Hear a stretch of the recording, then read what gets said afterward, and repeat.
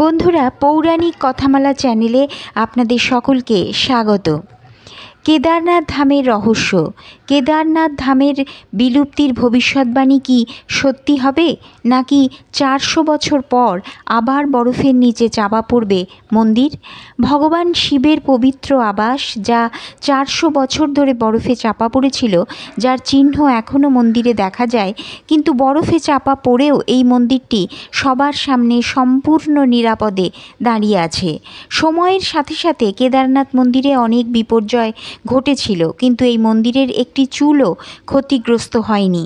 কিন্তু সবচেয়ে বড় প্রশ্ন হলো, কেদারনাথ মন্দির কি 400 বছর পর আবার বরফের নিচে চলে যাবে? কেদারনাথ মন্দিরের রহস্যময় কাহিনী জানতে হলে নিবন্ধটি শেষ পর্যন্ত শুনুন।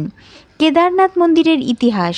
কেদারনাথ ধাম, যা 12টি জ্যোতির্লিঙ্গের মধ্যে সর্বোচ্চ বলে বিবেচিত, হিমালয়ের কোলে অবস্থিত, মানুষের বিশ্বাসের সবচেয়ে গুরুত্বপূর্ণ কেন্দ্র হিসেবে বিবেচিত।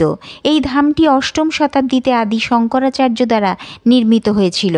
কয়েক হাজার ফুট উচ্চতা সহ 3টি পর্বতের মধ্যে অবস্থিত কেদারনাথ ধাম মন্দাকিনী, ক্ষীরগঙ্গা, স্বর্ণগৌরী, মধুগঙ্গা এবং সরস্বতী নদীর দুর্দান্ত সঙ্গম দেখতে পাওয়া যায়। এই নদীগুলির মধ্যে কয়েকটিকে কাল্পনিক হিসেবেও বিবেচনা করা হয়, তবে এখানে সর্বাগ্রে রয়েছে মন্দাকিনী নদী, যা শীতের মরশুমে স্ফীত থাকে। বন্ধুরা, 2013 সালে যে ভয়াবহ বিপর্যয় ঘটেছিল, তাতে সমগ্র কেদার উপত্যকায় ব্যাপক ধ্বংসযজ্ঞ ঘটেছিল। হাজার লাখ মানুষ নিখোঁজ হয়েছিল, অনেকে ঘুমিয়ে পড়েছিল। কিন্তু আশ্চর্যের বিষয় হলো, এই ভয়ঙ্কর দৃশ্য এবং পুরো আশেপাশের এলাকা ধ্বংস হওয়া সত্ত্বেও মন্দিরটি এমনকি একটি স্ক্র্যাচ এখনও অক্ষত ছিল। এর আগেও 400 বছর বরফে চাপা পড়েও নিরাপদে বেরিয়ে এসেছিল কেদারনাথ মন্দির। মন্দিরটি নিরাপদ হওয়ার পিছনে বৈজ্ঞানিক যুক্তি হলো, এটি এমন একটি প্রযুক্তি দিয়ে তৈরি করা হয়েছে যা সহজেই দুর্যোগ এবং তুষার সহ্য করতে পারে। আসলে 6 ফুট উঁচু চূড়া নির্মিত এই কেদারনাথ মন্দিরটি কাটা পাথরের বিশাল ব্লকগুলিকে একত্রিত করে তৈরি করা হয়েছে। অর্থাৎ মন্দিরটি তৈরি করতে ইন্টারলকিং কৌশল ব্যবহার করা হয়েছিল, তাই এই মন্দিরটি আজও সুরক্ষিত রয়েছে।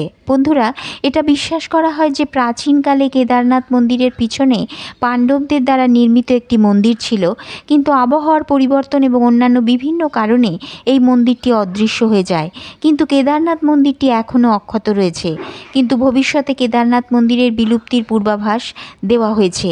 এটা বিশ্বাস করা হয় যে যেদিন নর বা নারায়ণ পর্বত একে অপরের সাথে মিশে যাবে, কেদারনাথ শিবলিঙ্গ অদৃশ্য হয়ে যাবে বা আবার বরফের যুগ চলে আসবে এবং কেদারনাথ মন্দির আবার বরফের নিচে চাপা পড়বে, বা এই মন্দিরটি সম্ভবত হিমাবহের নিচে চাপা পড়ে যাবে।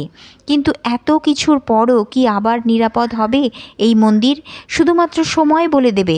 কিন্তু জনগণের বিশ্বাসের এই প্রধান কেন্দ্রটি অত্যন্ত অনন্য প্রযুক্তি দিয়ে নির্মিত হয়েছে, যা আজও নিরাপদ। বন্ধুরা, আপনি কি কেদারনাথ দর্শনে গেছেন? যদি গিয়ে থাকেন, তবে এখানে যাওয়ার পর আপনার অনুভূতি কেমন ছিল? কমেন্ট বক্সে আপনার উত্তর দিন। এছাড়াও আপনিও যদি মহাদেবের ভক্ত হন, তাহলে কমেন্ট করে হর হর মহাদেব লিখতে ভুলবেন না।